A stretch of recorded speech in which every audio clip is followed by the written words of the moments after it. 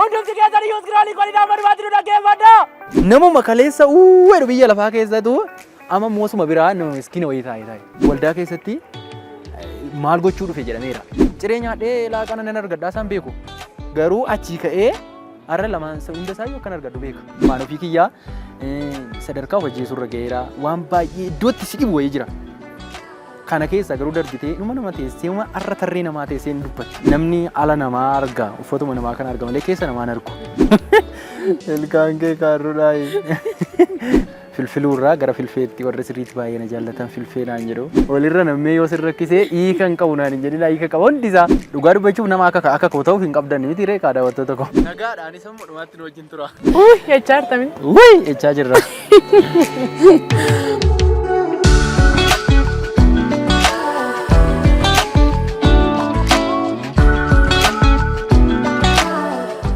Ashama akkam jirtu hordoftoota AMN Digital. Egaa qophii keenyaan deebinee dhufnee jirra.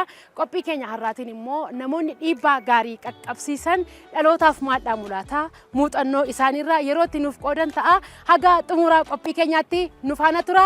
Keessummaan keenyas akkam jirtu kabajamtoota hordoftoota keenyaa kun qophii meeshaadhaa akkuma kana hojjechaa turte bilbilee kun hojjechaa ture ramootaa jabaa tokko itti darbeera. Innis maal yoo ta'an addis miidiyaa neetwoorkii dijitaalitti argamee jiraachuudha. Qophii keenya kanatti bashannanaarraa barachaa akka hirmaata madoonni wajjin teessan abdii guddaan qaba. Hundumti keessan iyyuu iskiraanii qolidhaa madumaatti nu dhaggeeffadha.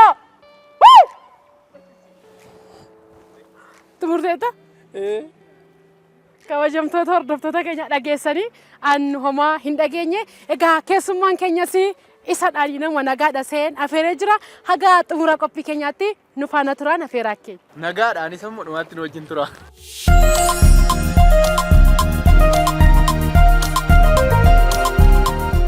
Keessummaa keenya wajjin wal barannu mee maqaan kee eenyu jedhamtaa? Akkasumas mee of nuuf ibsi hojii keessa. Koo Darajjee Dirribaa Addunyaa Hundeen jedhama. Kanan dhufee akkasumatti dhaladhee godina Shawaa Lixaanaa Jalduu magaalaa Shukutee iddoo jedhamtuttidha. Amma immoo Buraayyuu iddoo jedhamuun jiraachaa jira. Kanan barnoota tiyaatiraa fi fiilmii meekiingiidhaan giddu gala aadaa Oromoorraa akkasuma immoo fiilmii meekiingii fi daarektiingiidhaan Armoon kolleejiirra barumsa isa kaan immoo itti fufaa jira. Barachaa jira. Kana amma immoo addunyaa kana keessaa iyyaa jirra. Jechaa artami. Jechaa jirra. Baay'ee gaariidha. Filfee show. Mee akka nama filfee show qopheessaa tokkotti dubbannaa kee addaa kana akkamittiin filattee nama naasisuu sagalee guddaadhaan immoo nama naasista. Gaafa sagalee guddaan nama naasistu immoo maaliif akka namni nuuf moo akka namni sodaatuuf waan jedhu kana mee nuuf kaasi. Yeroo baay'ee silumayyuu yeroo namni sagalee fuudhee dubbatu namni nama naasisa. Ani immoo nama naasisaaf akkas karoorsiin itti godhe osoo hin taane shaakala keessa wanta dhufedha. Shaakala keessa dhufee erga shaakala keessa dhufee immoo namni baay'een inni kaan immoo akkamiin akkas dubbachuu danda'adha irraa jeffata. Ani kaachi keessa nama naasisuuf hin uumamne warri naatan dhiifama naa godha. Sagalee kana jechuun ani wanta nuuf kiyyaanne yookaan wanta nuuf kooti godhe natti hin fakkaatu. Maaliif wanta barumsaanis dhufu miti baradhees miti kanan kana fide callisee shaakala keessa fide harka caalu immoo kennaa waaqayyoon natti fakkaata. Wanta namoonni koomintiidhaan jedhanii itti daddabalaa osoo hin deemu amma kanallee paaworii godhachaa dhufe malee durallee amma kana iyyaan turre. Amma kanallee miti durallee kaastee argitee ta'e viidiyoo koo xinnoo slow ture. Amma immoo maan jedhu inni iyyaa namni illee naanillee garuu nama naasisuuf miti kanan kana godhu. Yoo laallame akka ija ogummaatti yoo laallame namni baay'een kanan jedhu. Namni baay'een akka barbaadetti yoo iyyee amma kanan jedhu. Keessuma darba saayyuu namni immoo gaaf tokkottu callistee jechuudha naftaa onneetu si dho'aa maal taataa gaaf tokkottu dubbachuu dhiistaa na jejjedhu. Isa kana akka. Akkam jirtu kabajamtoota hordoftoota keenyaa kun qophii meeshaadhaa akkuma kana irratti jechaa ture filfee kana irratti jechaa ture. Egaa akka qopheessaa tokkotti miira daawwattoota keetti akkamittiin hubatta? Akkasumas immoo yeroo bakka sagalee guddaa fayyadamtu akkamittiin filatta?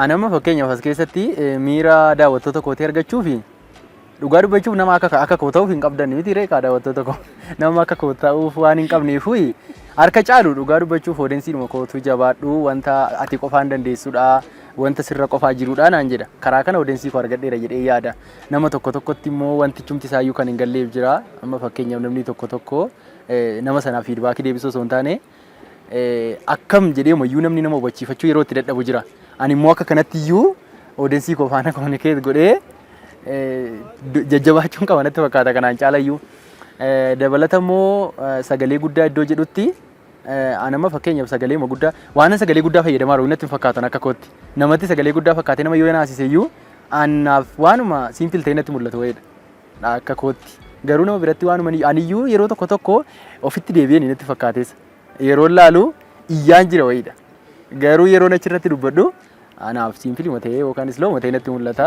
akkasii yoon jedhe iyyuu malee waan sirriitti dubbadhe natti fakkaatu. Mee akkaataa saffisa dubbii keetiitii fi akkaataa jecha keetii ergaa dabarsuu wajjin wal qabatee akkamitti wal tumsu? Akkam jirtu kabajamtoota dargaggoota keenya kun kan Filfe shoodhaa akkuma kanaan siyaasa Filfe kan ture irra moo nagaa jabaa tokko ni darbee jira. Inni kun dhugaa dubbachuuf ani sitti meera waan barumsaan argadhe miti inni kun. Garuu wanta odensii irraa fudhee ittiin jajjabeessadhe tokko nan qabaadha. Fakkeenyaaf ishee dhumarratti wayyeettu hin bareeddi namni ishuma dhaggeeffachuuf eegu jira.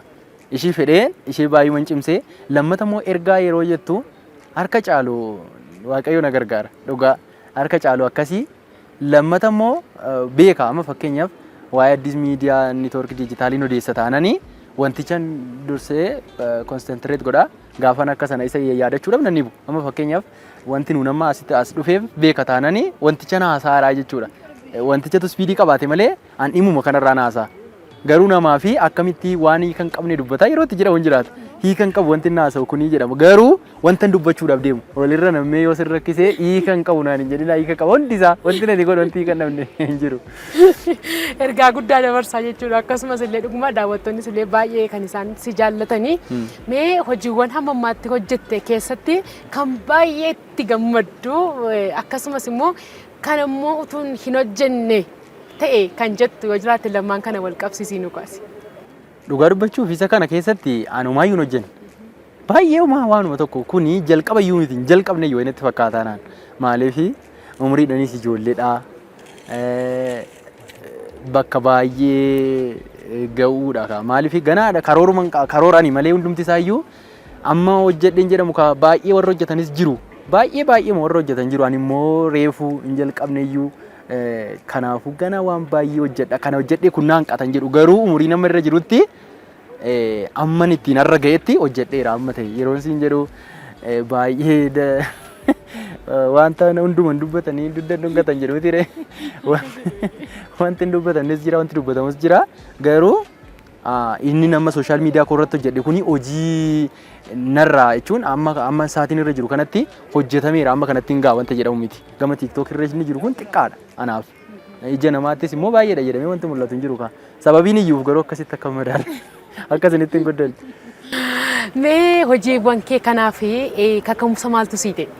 Hojii koo kanaaf kaka'umsa kanaaf ta'e wanta baay'eetu jira yeroon siin jedhu addunyaa kana keessa nan galallee jedhee yaadne akkaataa itti ati keessa galtullee namaanillee ta'a iddoon tolmaa kee murteessa iddoon toltu wantuma ooltu fakkaata beeta bakka ooltu fakkaata amma ani yeroon jalqaba biyya gara magaalaa Shaggar Buraayyuu dhufee iddoon oolmaa koo amma inistiraaktir beettadhee yaada akkuma dhufee na wal baree ofitti na qabe baay'ee ofitti na qabee durumaan iyyuu immoo akkas nama faanaan kominikeetiin qoosaadhumaan godha malee badaadhuma amma kanatti hin jabeessuun ture.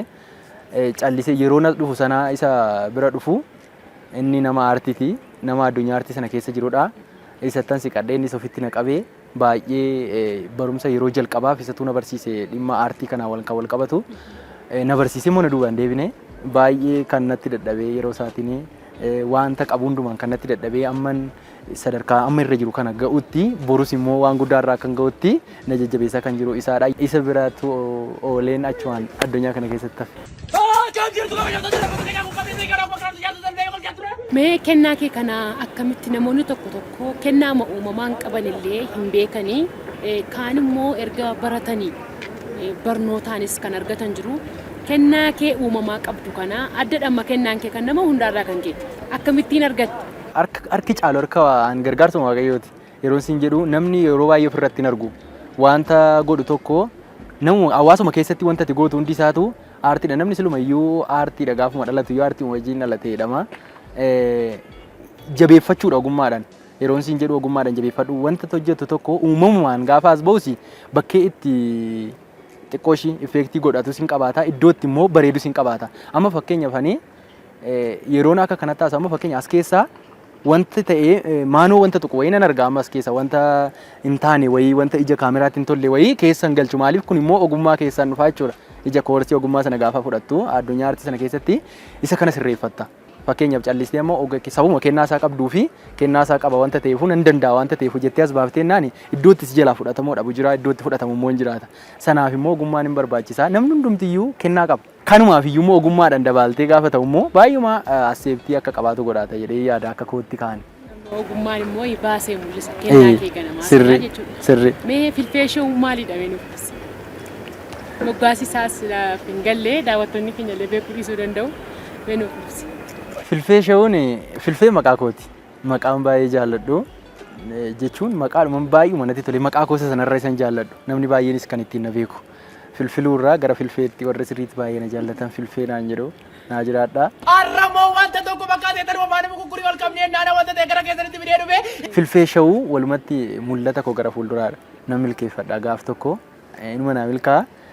Maqaan filfee jedhu immoo gara filfiluurraa achi filfeetti naa jijjiirame. Filuu dura eenyutu moggaase? Yericha an karaa eedoddu mannaaraa keessa jira. Mannaaraa keessatti filfee xiqqoo filfil akka jechuu wayii baay'ee nariifadha. Achitti maashiintu filfiluu naan jedhe naan ijoolleen achumaan filfee naan jedhani dura maqaa baay'een qaban tureyyuu ishee kanatu citee natti hafe filfee natti haftee namni baay'ee na jaallatan filfee naan jedhu ani immoo filfee shawuun godhadhee. Mul'anni kee kunillee haa milkaa'u jenna. Mee ilkaan kee kaarruudha moo baay'ee ilkaan kaarruu bareedaa qabda. Daawwattoota illee baay'ee akka harkisu godha jedheen yaadan akka kootti maatii irraa dhaaltee moo kennaadha moo mee maa inni nuuf ibsi. Ilkaan kee kaarruudhaayi. Ilkaan koo kaarruu miti. Kaarruu miti ilkaan koo kaarruu miti cabaadha. Kaarruu nama kana bal'atu jira moo? Maal akkanatu balbala fakkaata balbala keenya fakkaata naan jechaa yeroo akka kanatti immoo kaarruu ta'e naan rakkoodha. Maatii keenya keessa namni kaarruun hin jirusi. Ani immoo cabaadhaan koo. Hin cabee na cabee naan of keessaa xiqqoo ishiin na cabee baay'ee na dhukkubee naan ofuma isaa caccabee bukkeetti caccabee naan of keessaa baasee malee kaarruu miti. Jaallattaa moo? Jaallattaa baay'ee malee. Dhaabbachuun barbaadu. Dhaabbachuun barbaadu dhugaa nama baay'ee na gaafate. Isin beekama baastee iyyuu laata dee'n shakka. Beekaatti illee beekaa miti yericha fillee baay'ee jechuun namni ittiin na arrabseera. Anumtu amma callisee amma gaafumaan suuraa ka'uyyuu akkatti gaafan ta'a waan na dhukkubee natti fakkaata. Sana dhukkubee natti fakkaata dhugaa baay'ee akkas yoon kolfee amma dhumaatti banee wanta badee natti tola. Dhaabbadhee naa dhumate waama naa dhumate wayiidha. Jechuun waan baay'ee fokkisoo wayii natti fakkaata gaafa naa godhe. Konfiidensii kee jechuudha. Naa ta'eera dhugaa baay'ee jaalladhe. Siifata nullee akkasuma hin jaallanna baay'ee. Galatooma. Mudannoowwan qabdu nuuf kaasi. Yeroo mana akka kanatti iyyuu viidicha illee poostiin goone maaliif baay'uma anaan iyyuu naan taane nan balleesse wanti mokoo keessa maaliif namni hin gadda haala namni keessa deemu wanta namni yaada deemu hin beeknu ni dha. Callisee uumananis isaan hin argine waraabbii koo jalqabee gaafa waraabbii koo jalqabu gaafa nasi balitti godhu akka fiiguu godha nama guddoo wayiidha. Ninni egaa akkasumatti gaafa akka ta'e garagaranii ayyaana sirraa fuudhu naan jedhe.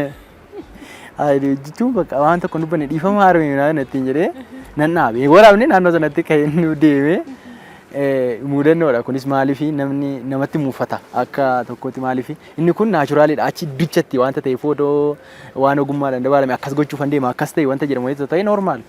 Inni kun garuu wanta osoo isaan hin beekin yaada isaan keessa darban osoo hin beekinidha baay'ee wanta cuna ceepha'ee naamina iddoon itti dhaabuu geessu immoo jira.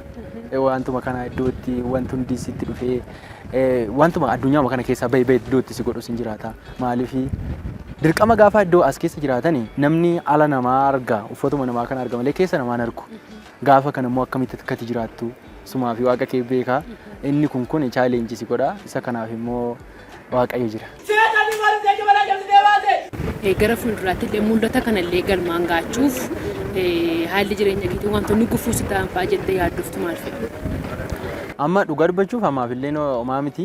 Amma ta'e beeksisa illee argachaa jira. Waaqayyoof haa galatu. Narra immoo kan rakkatan baay'ee jiraatu. Maaliif addunyaa kana keessatti ofii kootii argeera waanta ta'eef ansiluma qarshii kanaatti badaa miti walitti hin dhufnu. Maatiin keenyas badaa akka kanas miti. Maatii harka qalleessa keessaan dhufe maatii manuu danda'an qofaadha. Darbee immoo karaa irratti hin guddadheen harka caalu mannaaraa keessatti hin guddadhee.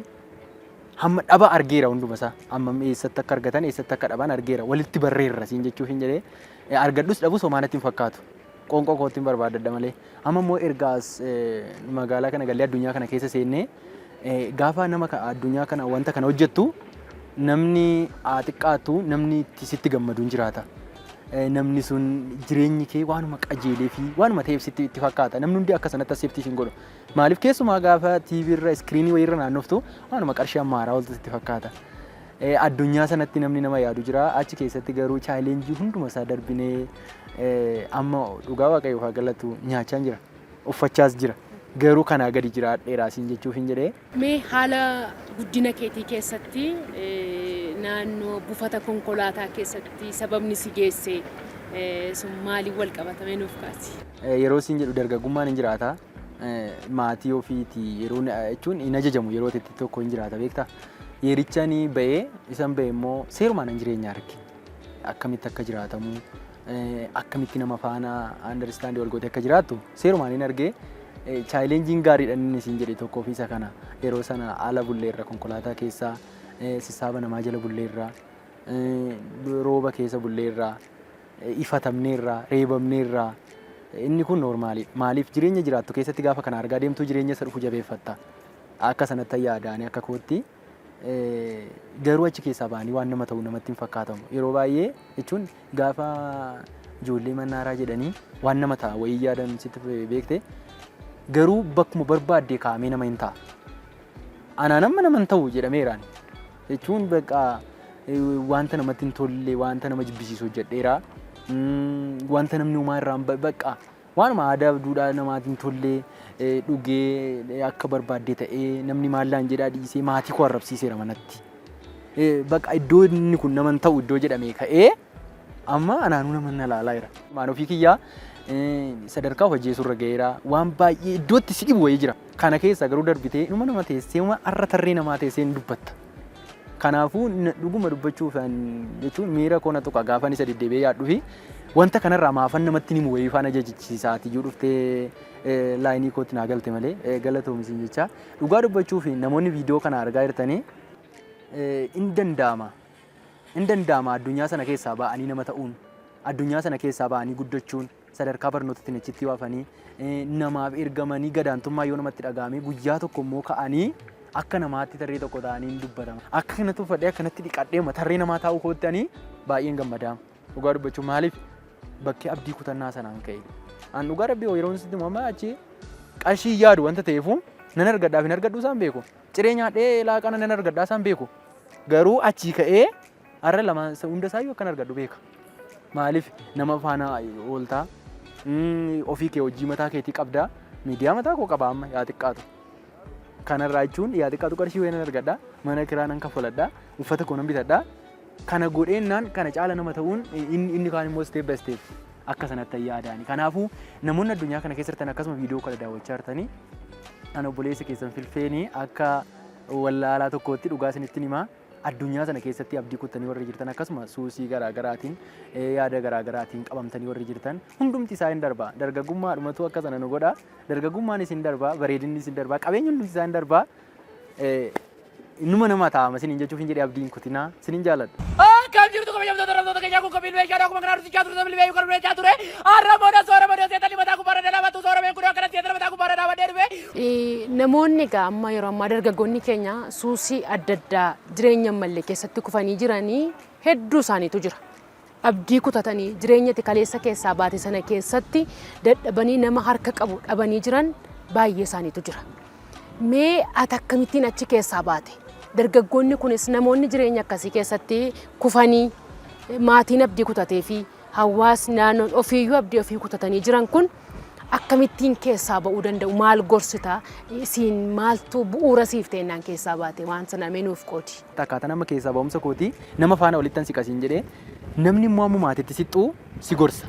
Gorsa namaa sanaa seefti gochuun baay'ee gaariidha. Nama beelee qarshii si gaafatu tokko jabaadhuu itti hojiitti agarsiisa osoo hin taane daabboo kennitee fi kaatitu itti agarsiista akka ittiin hojjetu. Maaliif beelee si gaafata wanta ta'eef dhaqiisa hojjedhu osoo hin taane daabboo kennitee fi kaatitti gorsa sana kennitaaf. Dhugaa dubbachuuf ana wanta akkasiin irratti ta'e. Abdii kutataatti hojii hojjedhu jechuun dhakaatti dubbachuu wayii natti fakkaata. Akka yaada kootitti. Garuu as keessatti anaan xiqqoo ishii maatii koo keessatti baay'uma safuu eegee ergan gadi ba'een farduma luugama kutee wayii ta'e malee yeroo mana jirutti baay'uma na jajamaa guddadhe. Ba'umsa naaf ta'e as keessatti namatti nan siqadha yeroo fayyaa koo yeroo inni hin goggodhanne namatti nan siqaa gaafa namatti siqu gorsa namarraa nan fudhadha. Maaliifi achuma keessatti gaafa yaada naanneffachaa deemu akka fuudhuun jiru nu badhee namti ofuma koodhan. Akkan fuulduratti ijoollee godhadhu wayii akkan mana godhadhu wayii yaade. Kanammoo yooma sirratan qofa akka godhaman hubadhe.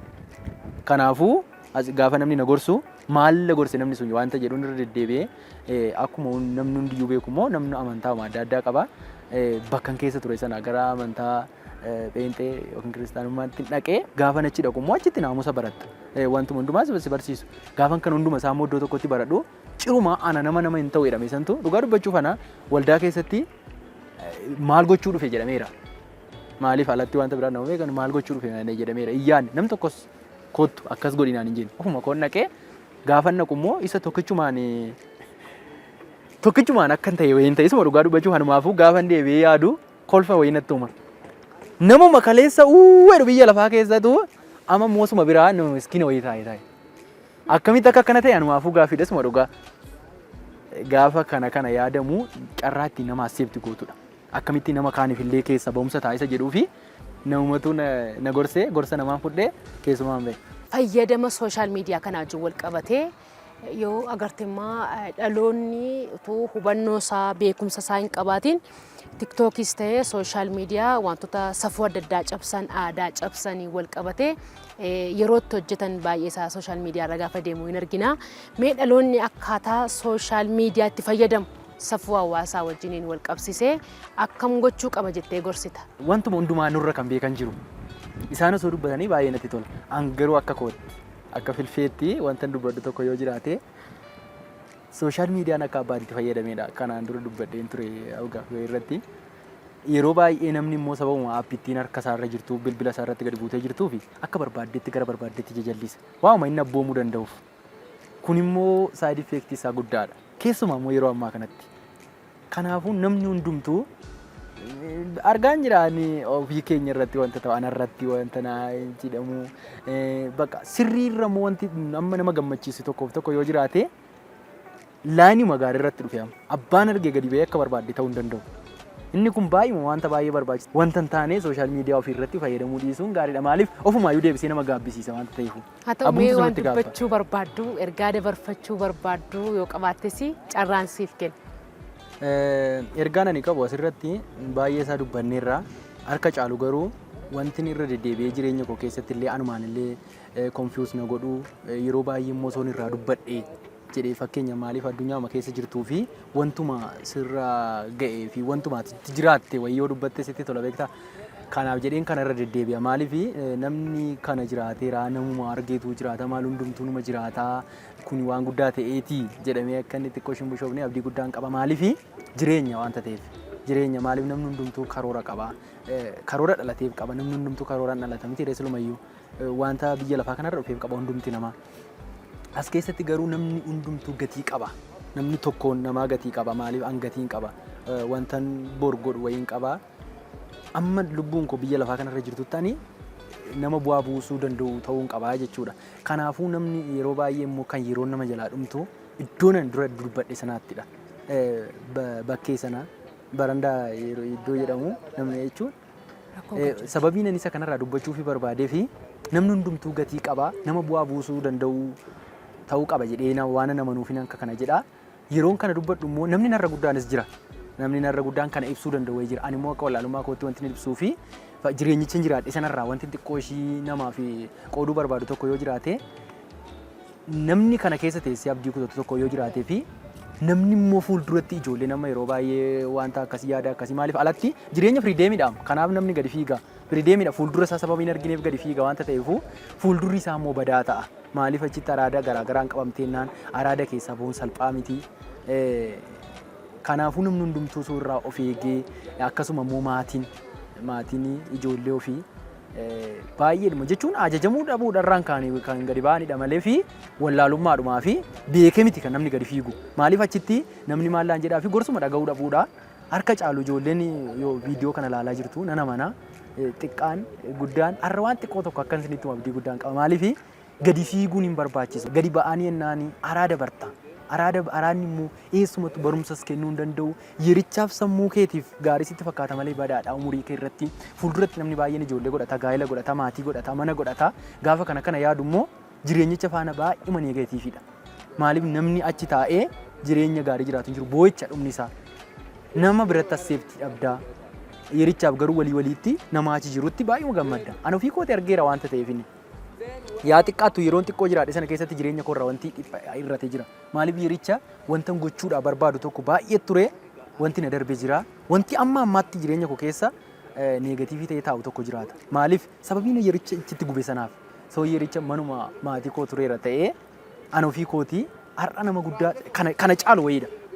Sababii umuriin koo gimmaa'inni achitti hafteef har'a immoo isa kanarra hin jira. Silaa namni har'a as jiru kuni kana oliin jira jechuudha. Akka kanatti na hubadhaa isiniin jechuuf yaadee yeroon akka kana jedhu immoo ani ofii kooti nama guddaa ta'een isin gorsa osoo hin ta'in jireenya hin jiraadhe sanarraaniti waan xiqqoo kana isinitti hime malee isinirras beekee miti dhiifama naa godhaa maanutti qaradada manaan hin jedhina. Dhugaa akka yaada kootti gorsa guddaa dhadhee yaada kun akka wallaalummaa kootti. Naa galatoomaa ulfaadhaa kabajamaa filfilurraa warra shaaraa qabdan hundi keessan warri kaanis warri na daawwattoonni hundi keessan naaf jiraadhaa galatoomaan isiniin jechuu jaalladhaa ulfaadhaa addis miidiyaa niitoorkii diijitaalii daawwadhaan isiniin jechuu jaalladhaa.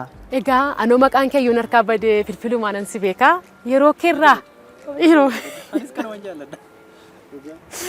yeroo keerraa aarsaa gootee turtii nu waliin taasifteef maqaa AMN diijitaaliin guddaa si galateeffannaa ulfaadha. Isinillee guddaa galatoomaa. Keessummaa keenya filfiluu irraa wantoota gurguddaa akka barattan homaa tokkollee shakkii hin qabnu. Haga qophii biraa walitti deebinutti nagaan nuuf tura. Andaraartuu Tarreessaa.